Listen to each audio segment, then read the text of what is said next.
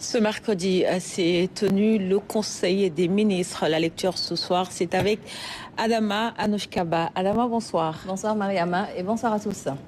Le Conseil des ministres s'est donc tenu ce mercredi 26 novembre 2025 sous la présidence du président Bassirou Diomaye Diakhar Faye. Au titre de la communication du président de la République, le chef de l'État a fait une communication portant sur les points suivants: renforcement du patriotisme économique et lancement effectif de l'initiative Sous nos champions. Abordant sa communication, le président de la République rappelle au gouvernement la place primordiale qu'il accorde au développement du secteur privé national dans la mise en œuvre de la vision Sénégal 2050. Dans ce cadre, il demande au Premier ministre de replacer davantage les acteurs du secteur privé national et les entreprises locales au cœur de la mise en œuvre des programmes et projets publics et d'accélérer la rénovation opérationnelle du cadre de pilotage et de suivi-évaluation des investissements privés au Sénégal.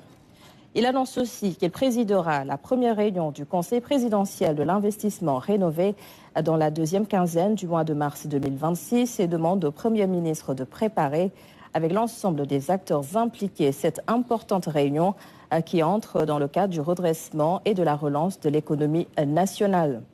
En outre, le président de la République invite à veiller à l'exécution optimale des plans d'action issus de la stratégie nationale de promotion de l'investissement et de développement du secteur privé.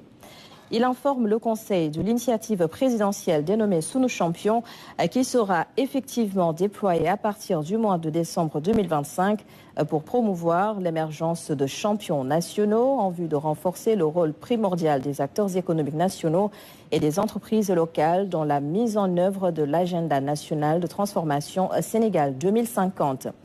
Redynamisation du secteur des pêches et de l'aquaculture.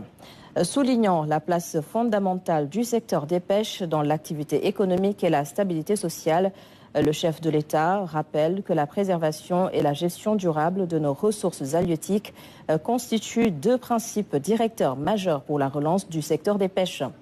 En conséquence, il instruit le ministre des Pêches et de l'économie maritime d'assurer le renforcement de la lutte contre la pêche illicite, la systématisation du repos biologique, ainsi que la surveillance et le contrôle accru des activités et zones de pêche. Le président de la République demande également de procéder à l'évaluation de l'impact des audits et mesures de gel des accords et de régulation des licences de pêche sur notre zone économique exclusive, indiquant au gouvernement l'urgence d'accélérer la mise en œuvre d'une nouvelle politique des pêches. Le chef de l'État insiste sur l'exploitation durable et optimale des ressources, l'adaptation de la pêche artisanale, l'approvisionnement correct du marché local en produits halieutiques accessibles, l'actualisation inclusive du Code des pêches et l'application soutenue du Code de l'aquaculture.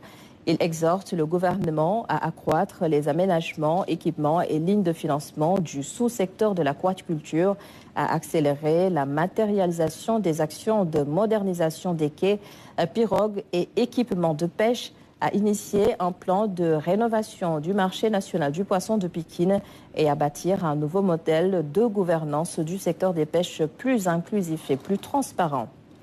Accélération du développement du transport aérien.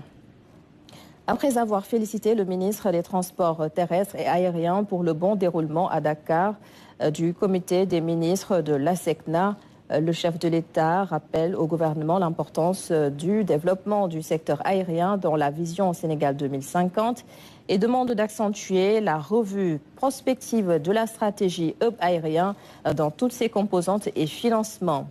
Il instruit également d'accélérer la finalisation et la sécurisation des travaux de construction et de modernisation des aéroports régionaux et d'engager la modernisation soutenue des services et l'extension des infrastructures de l'aéroport international Blaise Diagne AIBD. Soulignant la nécessité d'une maîtrise stratégique de la flotte, des investissements, de l'exploitation, de la qualité des services et du plan de transformation de la compagnie nationale Air Sénégal SA, le président de la République engage le Premier ministre à assurer une veille stratégique sur cette compagnie et à mettre en œuvre un programme spécial de modernisation de l'aéroport militaire Léopold Sédar Senghor. Agenda du président de la République. Le chef de l'État informe le Conseil qu'il a pris part au 7e sommet Union africaine-Union européenne tenu du 23 au 25 novembre 2025 à Luanda, en Angola, sur le thème, je cite, promouvoir la paix et la prospérité à travers un multilatéralisme efficace. Fin de citation.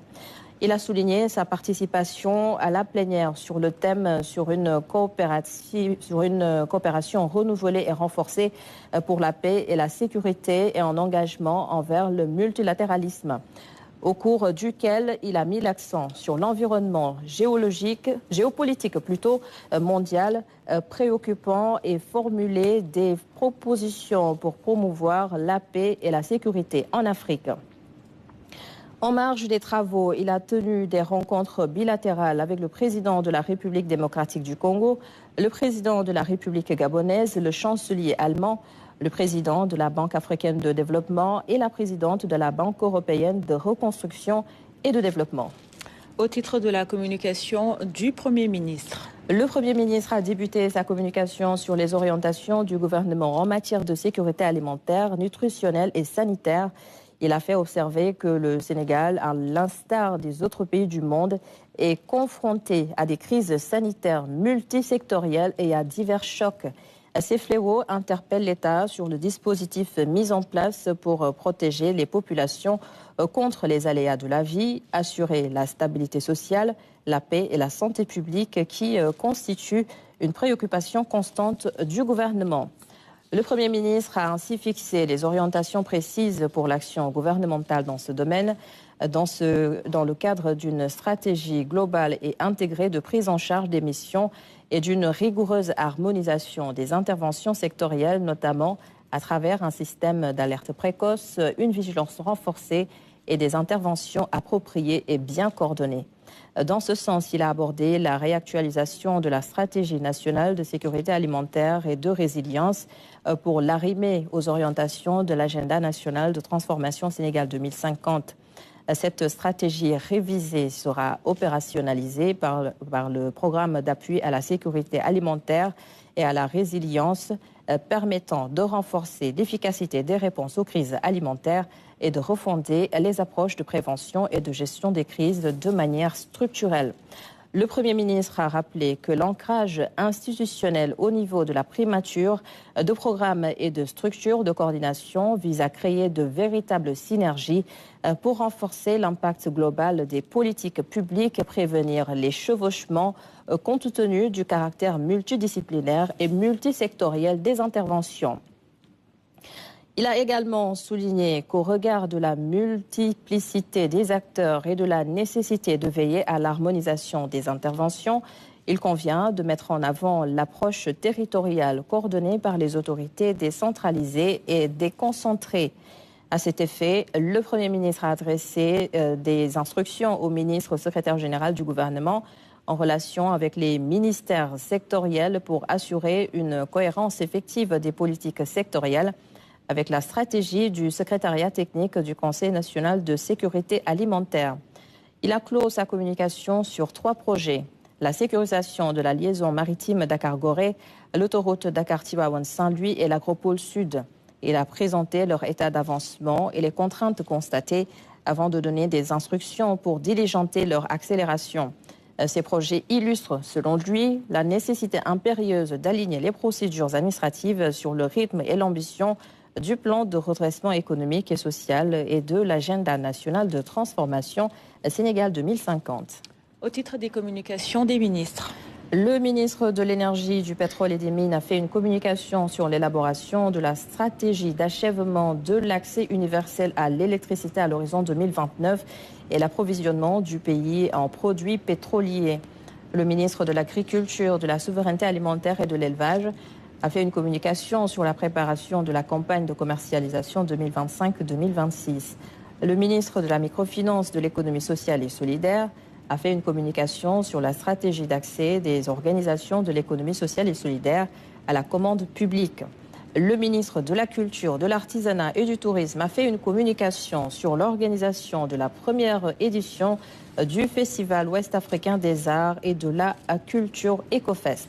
Au titre des textes législatifs et réglementaires, le Conseil a examiné et adopté le projet de loi autorisant le président de la République à ratifier la convention relative à l'extradition entre la République du Sénégal et la République de Gambie, signée à Dakar le 12 mars 2020. Le projet de décret portant création et fixant les règles d'organisation et de fonctionnement de la Commission des achats de l'État. Et au titre des mesures individuelles, le président de la République a pris les décisions suivantes. Au titre du ministère de l'Énergie, du Pétrole et des Mines, M. Alioune Seck, ingénieur géologue, est nommé directeur général de Petrosen Exploitation et Production en remplacement de M. Tall Gueye. Au titre du ministère de la Famille, de l'Action sociale et des Solidarités, M. Souleymane Diallo, inspecteur de l'enseignement élémentaire, est nommé secrétaire général de l'Office national des pupilles de la Nation au poste vacant. Au titre du ministère de l'Industrie et du Commerce, M. Cheikh Moussa Kane, titulaire d'un diplôme d'ingénieur en statistique informatique appliquée et d'un master en suivi-évaluation des projets, est nommé président du conseil d'administration du laboratoire national d'analyse et contrôle, l'ANAC, en remplacement de M. Abdoulsi, appelé à d'autres fonctions. Merci beaucoup, Adama Anoshka Ba, pour la lecture du communiqué du Conseil des ministres.